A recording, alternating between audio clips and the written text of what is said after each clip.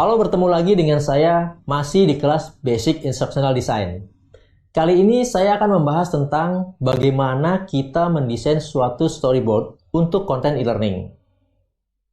Umumnya, di kebanyakan proyek e-learning, keberadaan storyboard ini sangat penting.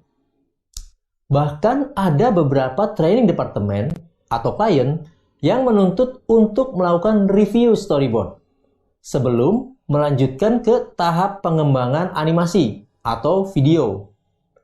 Jadi, storyboard ini bisa menjadi pengikat kesamaan pemahaman antara instructional designer, SME, dan pihak-pihak lainnya yang terkait. Ciri khas dari suatu storyboard ada pada detail perencanaan di dalamnya, seperti alur cerita yang jelas, referensi grafis, instruksi belajar yang tersusun, dan saling menghubungkan satu elemen konten dengan elemen lainnya. Ada berbagai macam bentuk atau format storyboard. Bahkan kalau kalian searching di internet, bisa ada puluhan template storyboard yang berbeda-beda. Tapi intinya, ada elemen-elemen yang wajib di dalam suatu storyboard, atau bisa kita sebut sebagai anatomy of storyboard. Elemen ini dibutuhkan agar pengerjaannya efektif dan juga dapat digunakan bersama-sama, seperti untuk kebutuhan review dengan SME atau sebagai panduan tim grafis untuk pengembangan animasi. Apa saja elemen-elemen ini? Elemen yang pertama adalah header atau judul. Pada storyboard kalian harus jelas tertulis informasi seperti nama proyek, nama kursus, tanggal pembuatan storyboard, dan informasi pengidentifikasi lainnya supaya memudahkan storyboard kalian untuk disortir.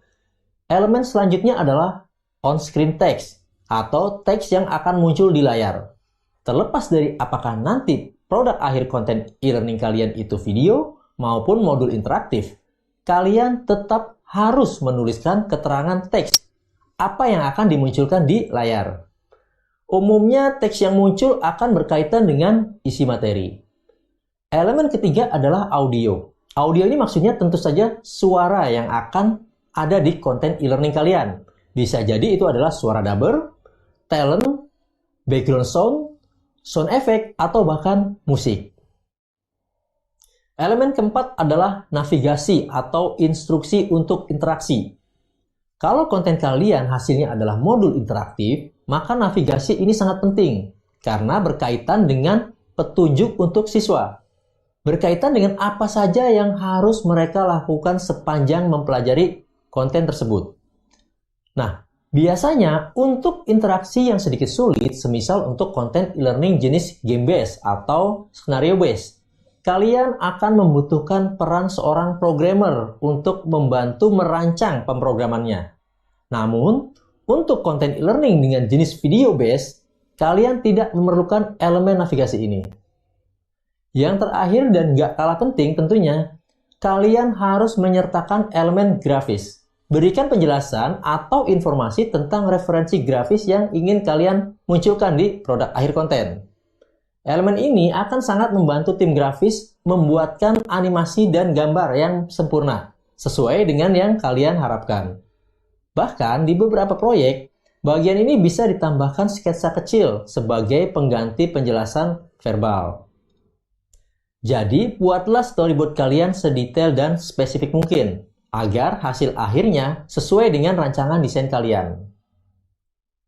Oh iya, sebelum membuat storyboard, jangan lupa untuk memastikan beberapa hal ini sudah kalian lakukan ya, seperti melakukan need analysis di tahapan analisis, kemudian memastikan pada SME atau training departemen kalau materi yang kalian jadikan bahan storyboard sudah merupakan materi final.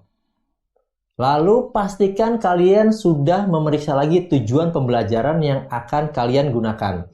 Apakah sudah mendukung tujuan kursus atau program yang akan dijadikan pelatihan.